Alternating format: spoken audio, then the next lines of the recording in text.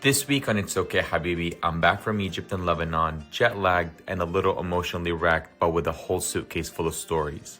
From feeling fully Palestinian in Cairo to feeling safely queer in Beirut, and never both at the same time, we unpack what it means to visit home when you're carrying multiple identities.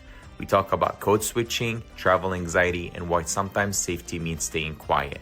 Amel's here to hold space and remind me why our lived experience is enough, even if we're still figuring it all out. So grab a cup of chai and let's get into it. Okay. Episode 13. Here we are. Your host. I'm like so exhausted. It just hit me literally like an hour ago. I think it's because it's probably like what 1 or 2 a.m. over there, and that's when I got used to sleeping there. Yeah, I mean, I told you, brother, I'm free all week. Like, you don't have to force No, it. I But knowing you, know. you're gonna be like, no, no, let's get it out the way. Well, that and what am I supposed to do? Like, I need to be doing something to push myself to sleep later. Otherwise, if I go to sleep now, I'm gonna wake up at like 3 in the morning. So, so yeah, might as And I well will just not do be it. How meeting are you in you? the morning. I'm all right, man. No, you. This is all you today. Tell me about Egypt, Lebanon. Tell me about everything you did. I saw some fire pictures. Tell me. I don't even know where to start. I actually wrote so many like little notes on my phone. I was like, oh my God, I need to tell Emma about this. I need to tell Emma about that. So I have like so many to talk about. I don't even know where to start. Yeah, well, let's start with Egypt, I guess. Egypt was fire. Egypt was so fire. It's so like well, I know it's not, but it felt to me underestimated. Like, why are not everyone just going to Egypt at this point? Like, it's just amazing. It was so good. Everything from the people, from the culture, from the history, to the hospitality, to the food. Amazing, Just amazing. felt like I was gonna get robbed by police or something over there. Like I heard they treat Arab worse than they treat anybody else. I guess that's not true. So opposite. Like, actually, if you are Arab, like they're like welcome. Like I'm so glad that you're here. At least if they knew that you're from Lebanon or Palestine or I don't know, like the Levant area, I guess. Um, it was amazing. It was amazing. People were so welcoming. Um, I just didn't know what to do with myself. It was really good. I felt really safe, to be honest with you. I know that there's some skepticism from people saying like, oh, it's this and that. I think for me, it's mainly understanding the culture and the struggle that people go through over there. And then once you understand that, you start to like change your mindset of like why it is what it is. And by that I mean, um a lot of people that post videos about going to Egypt and not liking it, they talk about like people on the street are gonna be, going after you and like they want, they're hustling for their money and like they're really annoying and this and that. Do you want a taxi? Do you want to buy this or do that? And da da da. Talking to a lot of people, wise, like at least the impression that I got, people basically make something between like 50 to $100 a month, most of them. Um, that's extremely tragic if you think about it compared to like the world wealth, which pushes people to want to hustle. It's not that they're just annoying, they're literally just hustling. And to be honest with you, every time I said, shukran, like, no, I'm good, they stopped. I didn't feel like, somebody was trying to harass me or whatnot. We did plan everything in advance, though, so I would like to say that if someone wants to go, it's not as easy to plan once you land there. And by that, when you go to maybe Western countries, you might be able to like last minute book a taxi drive and or plan a trip to somewhere or a visit or whatever. So I don't think that would be as easy if you want to just do it last minute. Plan it ahead of time. It's just faster. And the other thing, the prices are extremely reasonable over there that I think if you spend a little bit more money, you would have like a lot of fun rather than like trying to be cheap. I think most people try to go visit Egypt or Middle Eastern countries because I can't afford this in my country, so I'm just gonna go and use them there and like get the best price out of it. I mean, it's good that you're getting a deal, but at least for me, spending a little extra money here and there, and I'm talking like $10, $20. But for them, if somebody's making like 50 to like $100 a month, $20, they're making it within an hour or two. Like they're gonna go out of their way to help you. But I think what a lot of Right. people that complains about going to like Egypt or whatnot, they just don't want to pay that extra dollar or two here and there. At least that's just the experience that I had. I ran into a lady when we landed in Lebanon that she was complaining how like she had no fun in Egypt and how like it's bad, da da da da. Like similar comments that you probably have heard from a lot of people. And I'm like, that's surprising. Why? And she's like, oh, because it's like cheaper if you're Arab, but so like when you go to like museums or whatnot, tickets are a little like they give you a cheaper rate compared to like, dude, like you're talking about like $1 difference or $2 difference. Like it's really not worth that much of a you try to be cheap about it. At least that's just my opinion on it. So for me, I just paid like our tour guide ahead of time, like $20, and I'm like, hey, can you help us take care of everything so that you know where to go, what to do, and just like I got you. It is what it is. And then literally we had to do nothing. Like we just like so was just like, yep, stand in the shade over there. I'll just get everything under control. It's like, okay, great, thank you. So it's not crazy amounts of money, but I think it made so much sense to do. But I talked a Was there lot. anything you were surprised by in either country? I think with Egypt specifically, because I've never been, I was surprised how much I enjoyed it. I thought it's gonna be like, okay, it's a little history. Okay, nice pyramids. You take the pictures and just move on. I guess being this is my first time to being like in a Muslim majority country, and I thought I'm gonna be feeling a certain way, just being a minority. Because even if I'm in the US, like I grew up Christian, so it's still majority for me what I'm familiar with. But yeah, I thought it was like, oh, it's gonna be different or just didn't know actually what's how it's gonna be, to be honest with you. Like I guess I was just coming in with like stereotypes too in my head and whatnot. It was like totally the opposite. Like the people were really nice. I mean, everyone that I ran into, like the Uber drivers or the tour people, or whatever, everybody just happened to be Muslim and everybody was just like really welcoming. They were talking about like how much like they love like their Christian brothers and sisters who even lived there. Like there was no didn't hear anything from anyone that was like, yeah, that's what it feels like to be in a Muslim country or like a Muslim majority country or something like that.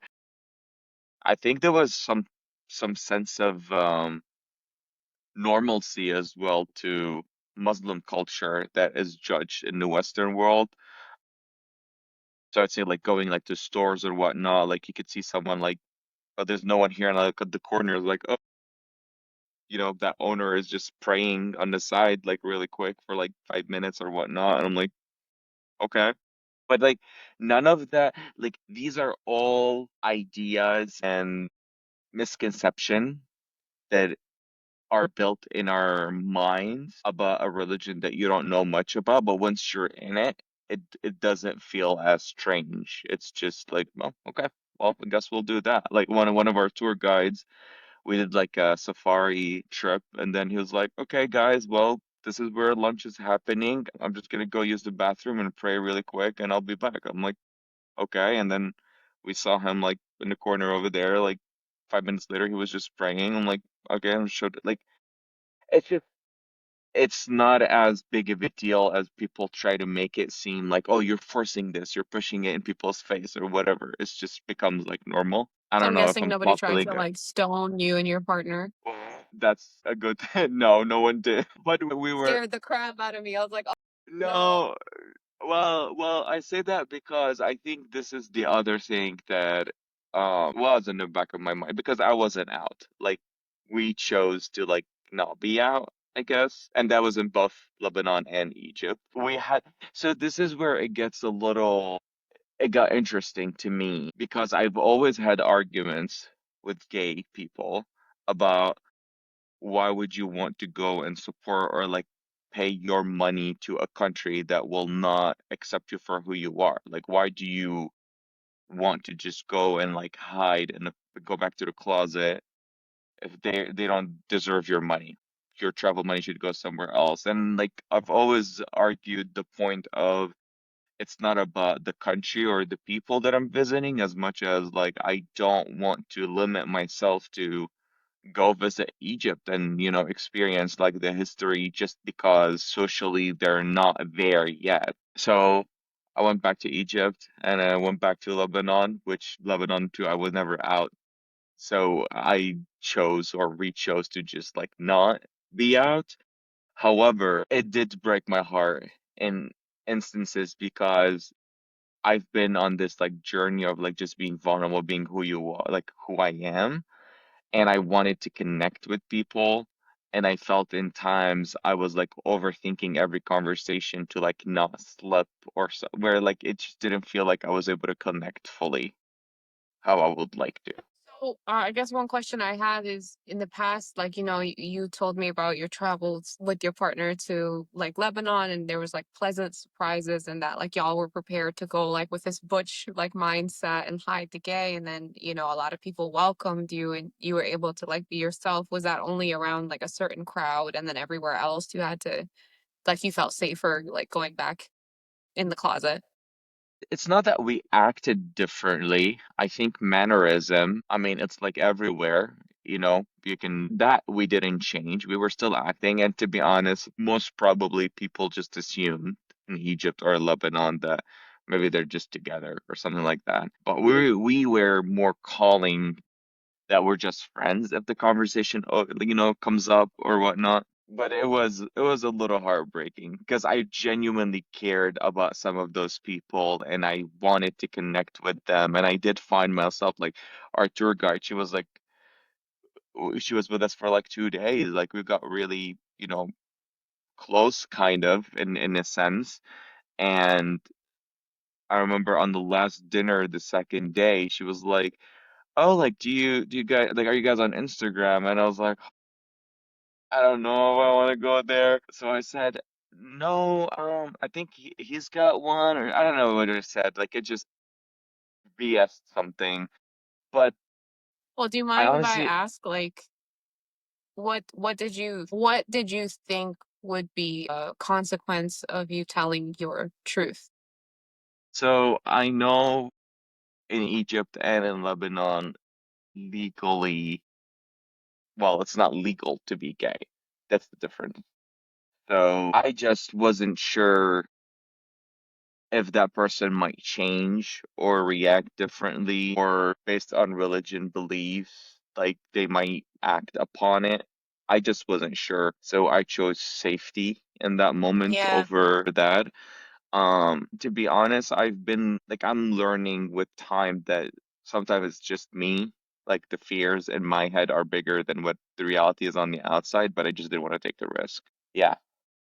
I'm sorry. That sucks. I mean, I know I would have done, I think I would have done the same thing. I mean, even when it comes down to, I think what you're saying is interesting because even when it comes down to clothing and stuff, like I remember when I first went back to Palestine, like I went in full like conservative gear. I made sure everything was loose and I was all covered up. And then I got there and then it was like complete culture shock because I was like, everybody is wearing skin tight clothing.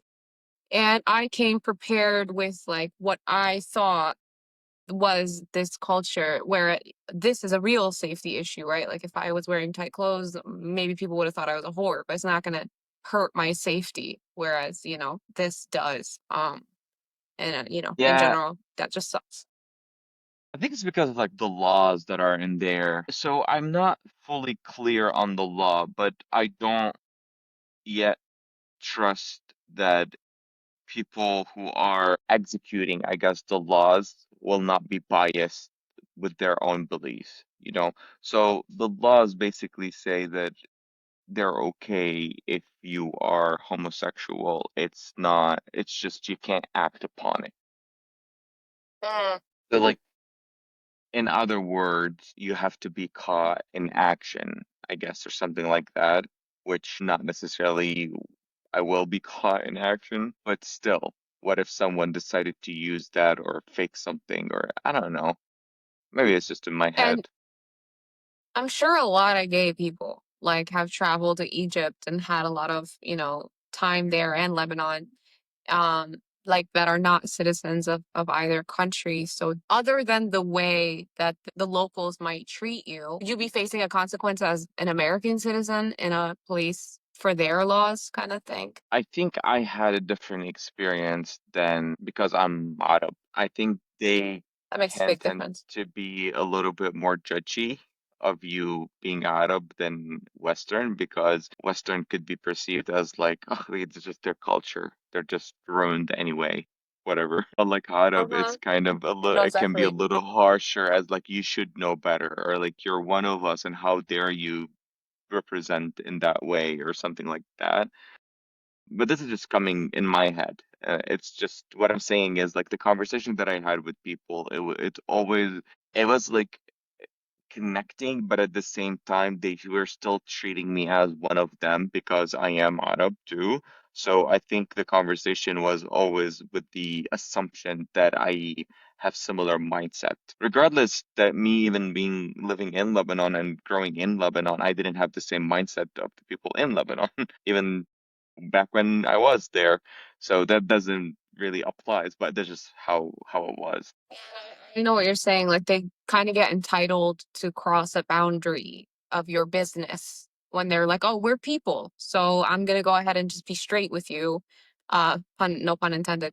But like I'm gonna go ahead and like be direct with you about what I'm thinking because we're people, and it's like, nah, you just pretend we're not.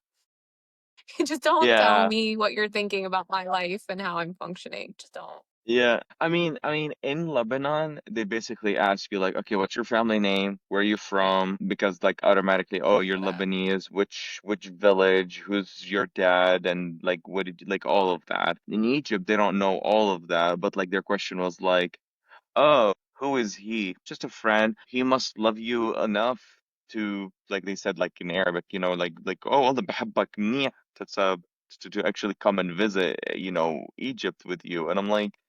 Not in a romantically way. They're just saying like as like, and I was like, and it's just kind of I was like, oh, I'm already on like this edge of like, am I coming out? Like what am I supposed to say? And it started, and I hate it. I hated it. I had to lie in those moments, but because I was so deflecting, because I don't know. I just didn't want to be caught. It's just, yeah, could be just my own insecurity too. So it's a whole We thing. also don't need to like gaslight you. Like you like these protections come from a lifetime of experience, hearing conversations, seeing things, like knowing the community. And so to an extent, yes, maybe you're like more afraid, quote unquote, than you need to be. But at the same time, like this comes from real knowledge, this comes from real experience, and it's just the unfortunate truth of the situation. I know we want it to be different, but that is what it is. And you do have to take those precautions, and it is heartbreaking. Yeah. And I mean, again, I honestly felt safe the whole time. I'm just talking as a human in a country. It was only when I was considering or thinking about like, oh, if someone knew about my identity or whatnot. But I'm just talking, that is just my own fear, and it could be just my internal stuff that I'm going through.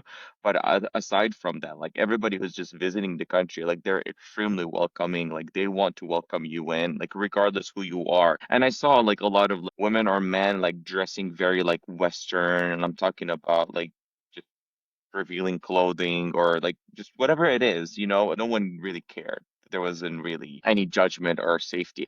I do have to say though, which is actually really interesting, and we can have that conversation on a different day. But one of the things that I noticed is that, for example, our tour guide, محجبة, and she's very like she's dressed very like what do you call it? What do you Tight. call the not tight? No, no, no, like Revealing, no, no, no, the opposite. modest. Modest, Modest. Yes, conservative. yes, yes, yes. Yeah. Very like modest and conservative, like محجبة. Anyway, but a little bit of her clothing is more modern, maybe. And I say that modern as in like it's not just like the whole like tobe, let's say, or whatnot, like maybe a little dress on top, but it's very like nothing is showing or whatever, regardless of that. The point that I'm trying to make is even though she is muhajibe, like I've noticed a couple times like guys checking her out here and there, and I'm like, are you kidding me? Like this exactly proves my point that regardless of like how you're gonna wear as a woman, it always goes back to the men because it doesn't matter. But I just wanted to bring this up with you because I know we had that conversation before about like, oh, if you dress a certain way, then the men will stop looking. It's never about the woman. It's always about the men. What else made me think of something you said before? We have one of our clips on Instagram where you're talking about that it's a responsibility of men to open up doors for women, not just like literally for chivalry, but like metaphorically in business. So like because they're the ones at the tables right now. So they have to be like, I know so and so and open up the doors. And I saw a clip on Instagram that was like men also need to hold each other accountable so that the future generation of men can be more respectful of women, and that like let's say for example someone is not paying his child support or cheating on his girl, then it's up to the men in his life to say that's not how we function. Like you can't really rock with us until you take care of your family and you abide by like being a good person that moves with integrity, and just hold each other to a higher standard. And I wouldn't just limit that to men. I would limit that. I mean, I would extend that to like how like if I know my girlfriend is cheating on her boyfriend, then I'm gonna be like, girl, what are you doing? Right. So I think it extends, but like in general, it is a culture of men being allowed to have that like locker room behavior more than women are. And that's why it's really incumbent upon men to help out.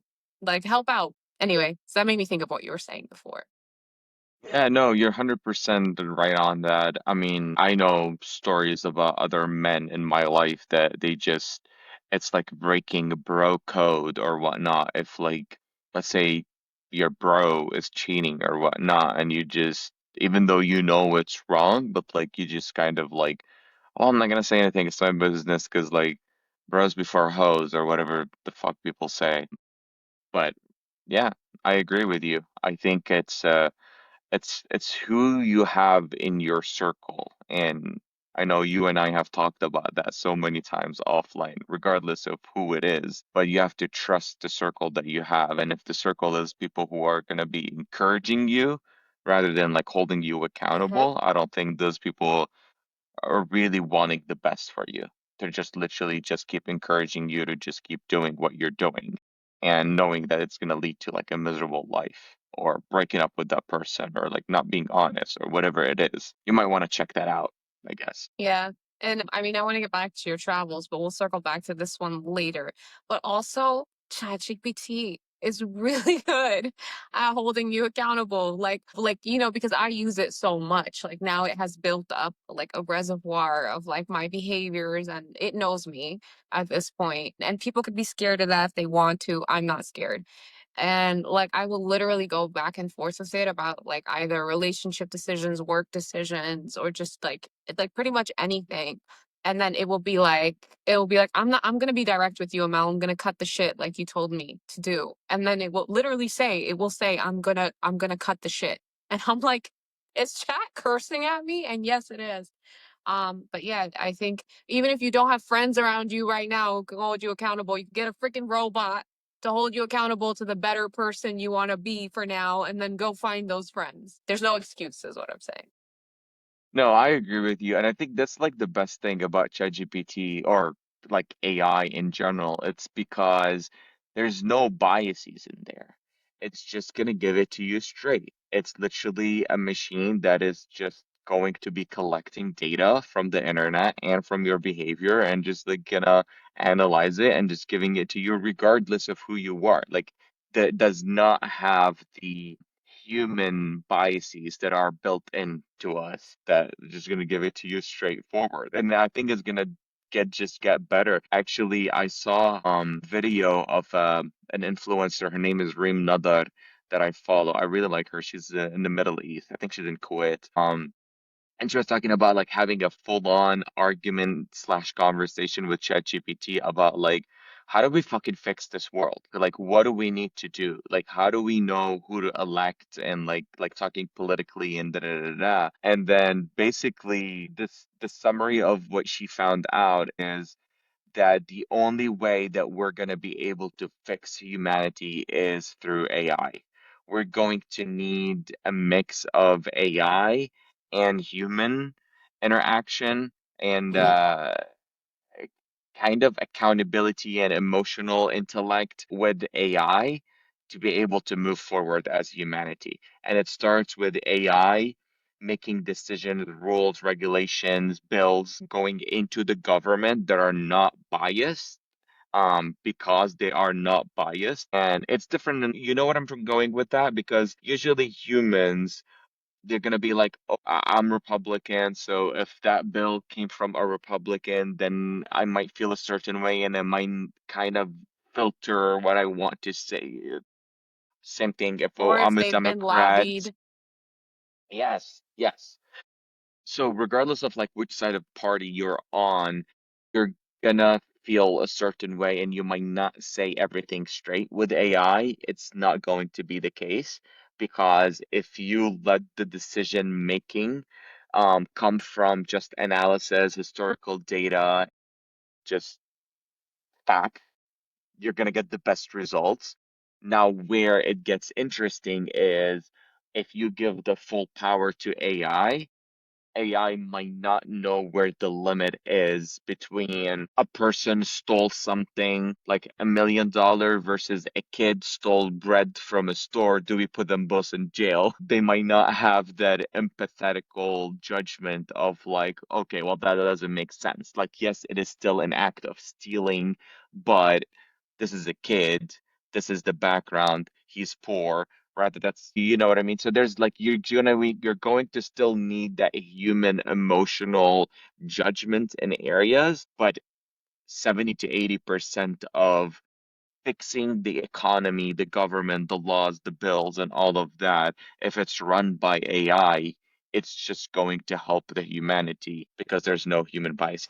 I could see that. I could even see, inputting an if-then framework where if if the person is under, whatever, under 18 years of age, whatever the country says, if what the theft is less than $500, if blah, blah, blah, then XYZ, which might actually be more fair than like right now. Like, let's say just putting it out there, like a white man kills a black man and gets 2 years in prison, and then maybe a black man steals and then he gets like 25 years in prison, right? So there's like huge, um, huge imbalance right now because we're the United States, right? And every state has its own laws and own system. And then within the state, each judge has his own biases or her own biases. And it goes down the line. So there's so much more room for corruption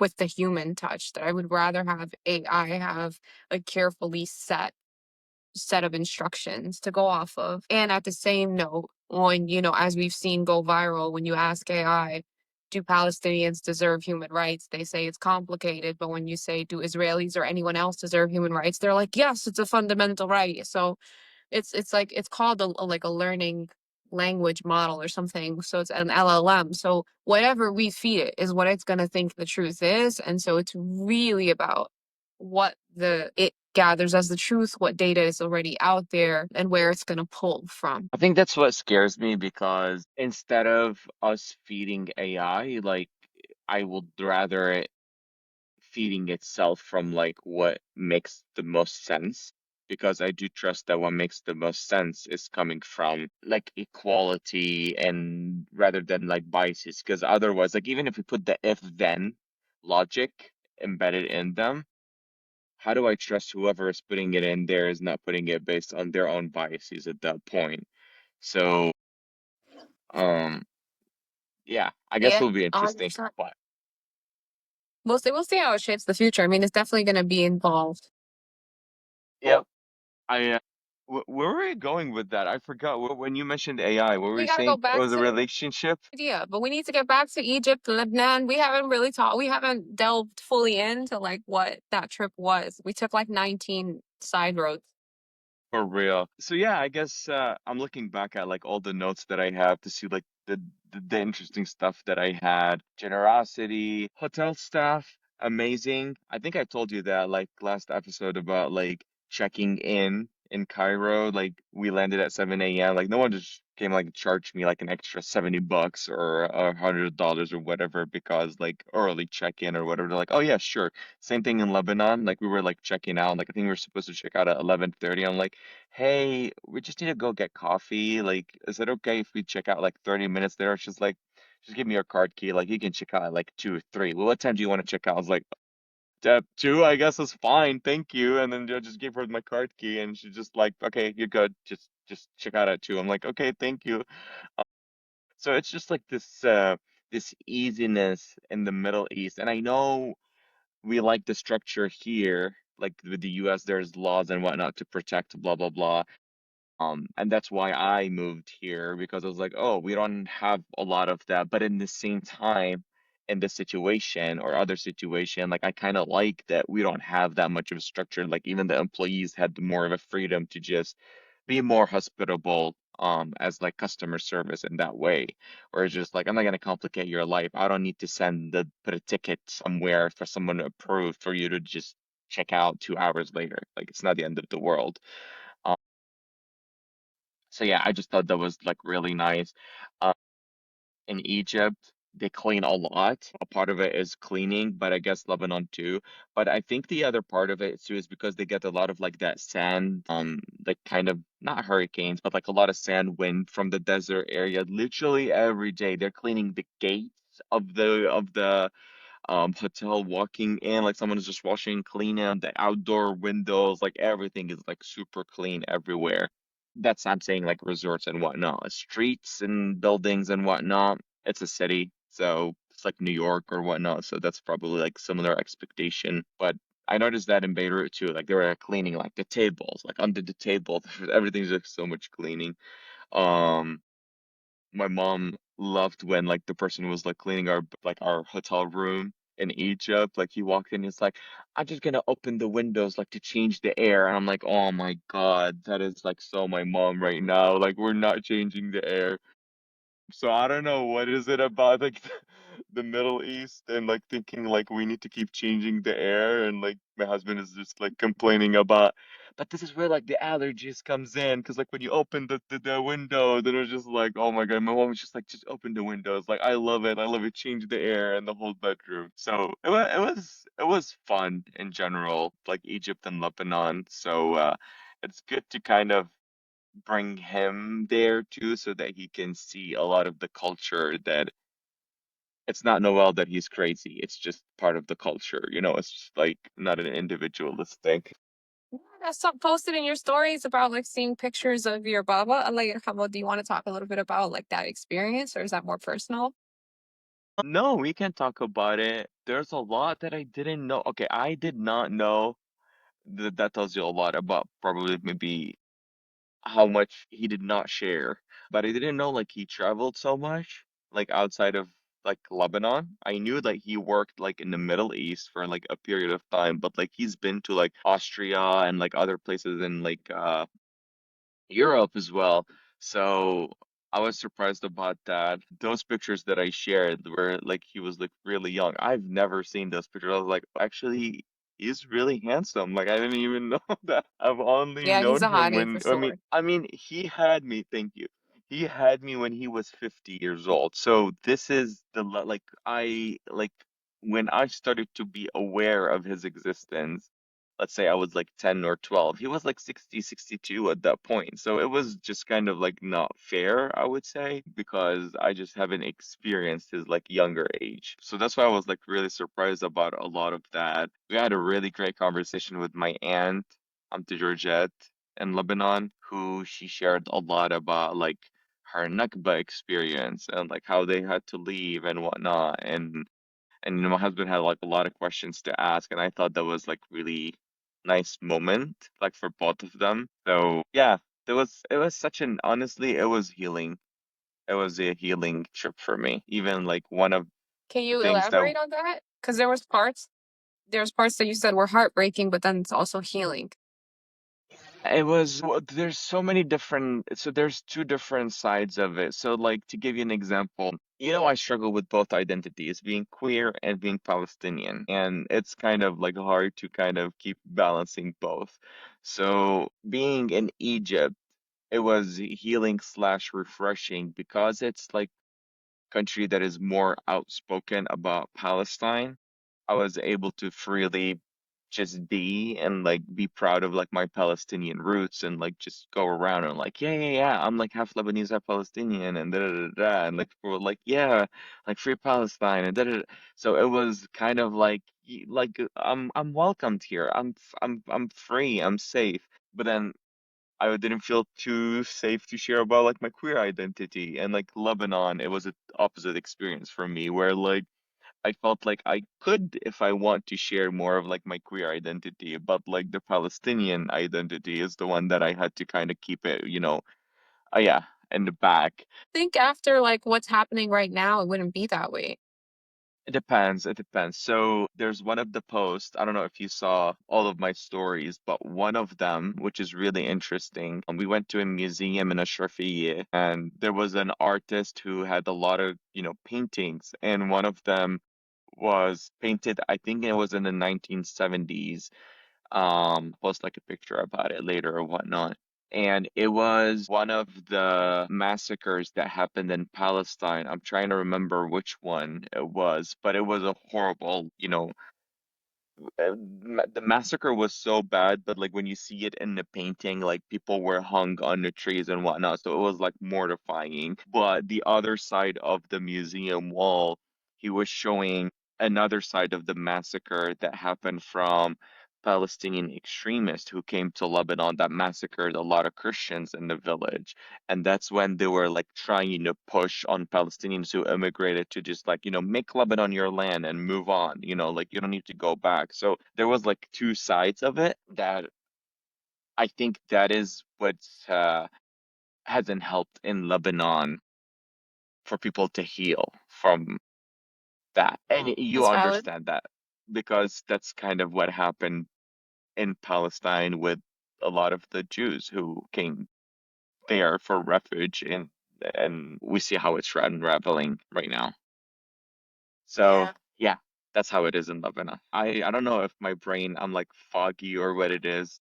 My ideas is making too much sense, but No, so you were talking about it being healing after, like you mentioned, like your husband getting to talk to your family about history and stuff like that. You said it was your teta or your auntie? my auntie Georgette, she's 88 years old. She survived like the first Nakba, 1948. And it's interesting that she is kind of reliving it again through Gaza again because she was like, I can't believe like this is happening again. Like it's just crazy. Like you're Yeah. still like 88 years old, you're still seeing it all over. But what I was saying about the healing part is like my brother and I, we were just like cruising in the car and he was playing like Anadami Falastini, like the song in the car in Beirut. And like that is not something I would have done back when I was living in Lebanon. And we both are more like, fuck it, it is what it is at this point. So that was healing because to be there and to really be able to just do that regardless of like what we know could happen and nothing's gonna happen. People just like might be annoyed by it or whatnot. Um, but it was something that we needed. It's like coming out. People might judge you for coming out, but you just need to like rip the band-aid and just do it. So there was like ups and downs of mix of emotions with everything, but in general, like the whole trip between Egypt and Lebanon, it was like really healing for me just to be with our Arab community and just connect with people who look like you. I know my experience has been ups and downs. Maybe you might have a different one because you don't have like a side that is queer or whatnot that is still like maybe judged for in our communities.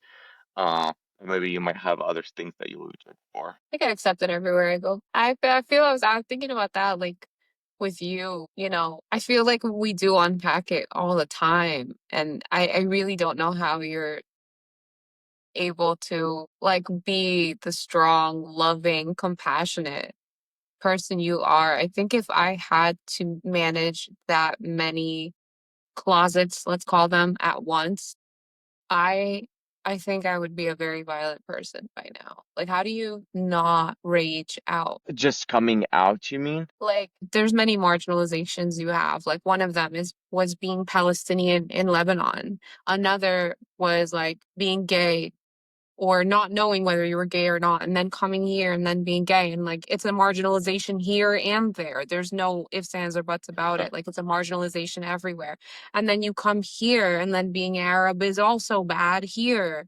And it's like every part, like, I hope I'm like depressing this shit out, but like Yeah. every single piece of your identity, other than being cisgender male, is bothersome to a lot of fucking people. Like, and I feel like you're, like you said, you're consistently, no matter whether you are in the US of A or in, back home, whatever back home is, the whole Levant, you have to manage what people are perceiving about you so that you can feel safe. That's a lot of work. That's a lot of work to be doing all the time, Noel. I need to unravel that. I think I just learned to push it down with time. But you are right, because one of the experiences that I had, Egypt, no problem, you're welcome coming in. And in Lebanon, like on the checkpoint TSA, walking in, my husband walked in, no problem, American, white dude. You would think speaking Lebanese to that guy over there, and like, I'm one of you, like, I should be welcome. He had like a zillion question to ask me, and he was bothered that I was like walking in with the like US passport instead of like the Lebanese one. And I was like, well, I don't have a Lebanese one because I'm Palestinian. And he's like, well, where's your card that shows that you're a Palestinian immigrant? And I'm like, I don't have my card with me. Like, why does it matter? I still have a passport. Like, everybody just, you ask everyone to go my passport. And it's like, no, I just see there's like a conflict of names. Your same name is, I was like, there is no other Noel Demouni in the world. I doubt there is another person that had my same exact first name and last name in the world. Maybe there's two people or whatever. Anyway, with that said, like it was just like a whole thing, like 10 minute, and like had me like waiting and went to chit chat with his friend and da da da da. And he's like, well, next time make sure you bring that blue card, which is the blue card that I had my whole life in Lebanon that says Palestinian refugee on the Lebanese territory. I don't know why the fuck does he want that card with me? Makes zero sense. But yeah, I just had to like endure that. Not that it's just like it was just like another annoying thing It is. that It you would is. think. And this is like in Lebanon, like you should just welcome me, and like I have a US passport, whatever it is, whatever. Yeah. I mean, again, I'm not trying to upset you. I think I'm more trying to like pay homage to like the amount of work that you may not recognize you're doing, but like I think the person that you are is amazing considering how often you have to code switch or be a chameleon or think about who you're going to present today in order to feel safe or accepted. And I'm just kind of angry again for you, for you. And I admire the way that like both you and your husband like move forward so lovingly and like, obviously he doesn't have like as many of the marginalizations that we spoke about, but uh, I mean, to be honest with you, he probably can speak for that too, but even him being Jewish, like he had to hide that part of his identity because he was just as nervous to being in Egypt or Lebanon that sharing that, I mean, not that he's practicing, but we went like one parts of our tours, we did like the Christian, Muslim, Jewish tour in Cairo because there was this like mix of all, and it was like really nice to see. So we went to a church, a mosque, and like a temple. I forgot what it was called for the Jews pray at. But one temple. of them, like the tour guide was like teaching him about like the Jews' religion. I was like, well, you don't know, but we're just gonna act like yeah, he doesn't know either or whatever. It was kind of weird.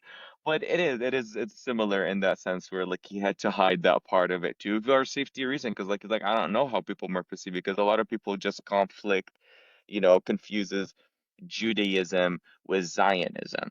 I remember talking to the taxi driver in Egypt, and he was saying words in Arabic. We are just having conversation about like what's going on in Palestine and da da da da da. And then he was just saying, like the Jews did this and that. And I'm like, well, it's not the Jews, it's like the Zionists. So I tried to like kind of correct that, and then he's like, "What is even Zionist?" Like he didn't even know what that word means. It was like so conflicted in his mind. In Arabic, Jewish, like when you say Jewish is Yehudi, and then there's Zionist, which is Sahyuni, and that's what I was basically saying. I was saying it's Sahyuni, not Yehudi. And then when I explained it to him, I was like, you can be, Sahyuni without practicing, your Judaism because it's just a belief that this group of people are better or have more rights or have right on this land or that. And then when I said that, he was like, oh, that makes so much sense. He's like, thank you for correcting me. Like, I'm gonna start saying, Sahyuni instead of Yehudi. I'm like, okay, well, I really appreciated that that was like something that came out of that conversation. I appreciate that too But because yeah, I didn't know that word. I learned to differentiate and not say Yehudi and to maybe say Jesh or like just the soldiers, just to try to make sure that I'm not, saying that and actually trying to pinpoint who the perpetrators of occupation and genocide are. But Sahyuni, is that what you said? Sahyuni is like, or Sahyun, or they say like Beni Sahyun, which is like the child of Sahyun, which is Zionism. I don't know if Zionism in English means the same way in that sense, like Beni Sahyun. I'm just looking it up really quick because I'm I really love your curious live right now. searches. You do that. Look how beautiful the sky is behind me. I love when we watch this transition in this It alley. is, especially sunset. Yeah. So Sahyuni is the Arabic word for the Zionist. It derives from Sahyun, the Arabic rendering of Zion, hill in Jerusalem, symbolic of the Jewish homeland. In Arabic-speaking countries, Sahyuni often carries a political or accusatory tone, especially when referring to actions of the Israeli government or military. It's frequently used in media and protest contexts to criticize Israeli police. So yeah, that's what I Does it wanted to start confirm the word Sahyun, which is Zion. That's the word that I didn't know in English, which is the derivative from Zionist. does it start with a Zain or a scene? Sahyuni. UN. Okay. Yep, yep. Sahyuni. So yeah, I It just love sounds that. pretty. I'm kind of mad. It actually sounds like a very pretty word. I'm pissed.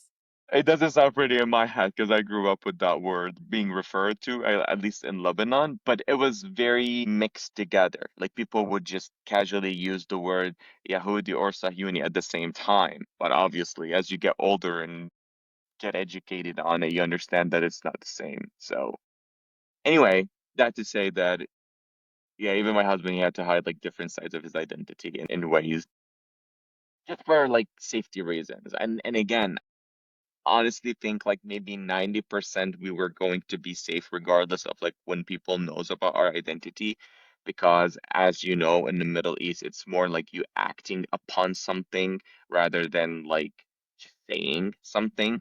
We just didn't want our trip to be about that, like because you don't know what you're dealing with, you know. Yeah, no, and it's the same thing as like, being Palestinian here growing up. Like now I can say I'm Palestinian and know that like majority of people now understand the truth of what that is. But growing up, like I didn't ever want to say I'm Palestinian in a conversation that was like, with an authority or with like a job interview or blah blah or acting auditions because I'm like this person can go from treating me with such respect and like joy and liking me to now hating me in the span Exactly. of one word. And so that I'm just obviously it's not the same thing, but just the closest relation I could have to that. And that's what it was for me for Lebanon about the Palestinian. Like what you experience about the Palestinian identity here is what I experienced in Lebanon. So even going back there now, like I've had comments with people who knew me my whole life who said like, Yeah. We're not talking about you, not you, the other Palestinians. Like, okay, well, thank you. Still not helping. It's not you, the other ones. Yeah.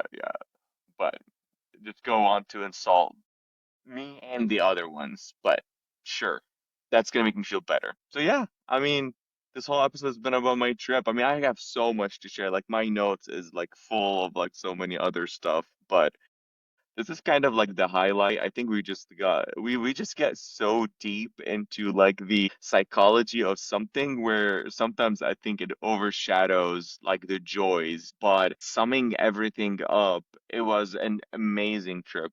Both places, you saw the pictures. It was that 5% for me that my craving of connecting with people that came out when like, okay, I'm not gonna come out, I can't be fully myself, but I don't want that to overshadow.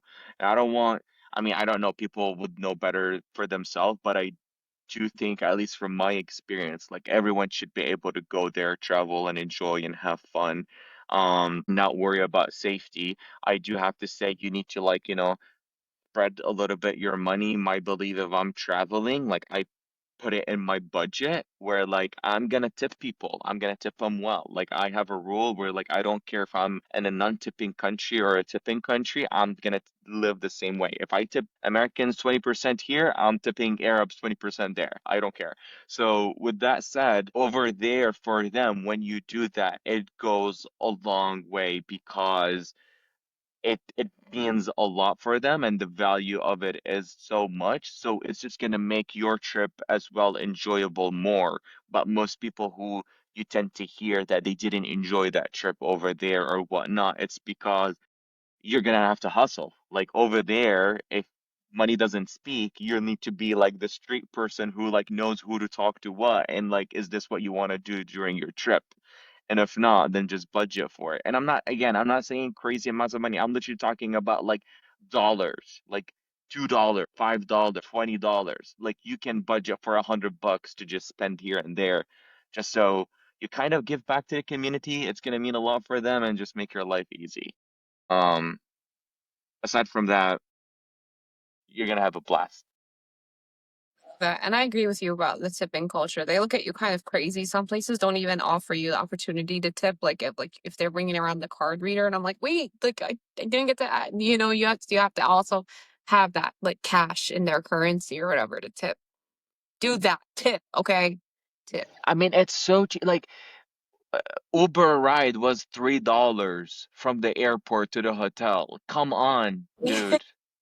Like I felt so bad. Like the guy who was driving us, he's like in his 70s. Like he honestly, he reminded me of my dad. I'm like in his 70s, having to drive like Uber to just survive. So like I tipped him $10 because for me it's like any Uber ride, you pay $20 anywhere. The guy looked at me, he was just like didn't know what to do with it. He was just like, no, this is too much. Like he was pushing back on the episode. I was like, no, we're done. Like we're not gonna have this conversation. But I'm just saying, like it makes a huge difference. Anyway, I'll leave it at that. Okay, we're at time. So next week we'll talk a little bit about the any other notes you have or some more notes because I know we're gonna end up going deep into each one. And then I have progress on the ADHD front, but I'll have more progress next week. Yes. Okay. We'll save it for next week. And then I guess anything else that comes up. Yeah. Sounds good. Okay. All right. All right. I'm glad We'll you're talk again home. next week. Thank you. Bye. All right. Bye. Thank you for listening to this episode. If you enjoyed this conversation, please consider leaving a comment and a review. It helps us improve and reach more people. We're all just trying to figure it out one conversation at a time. So go easy on yourself, trust the process, and remember, it's okay, Habibi.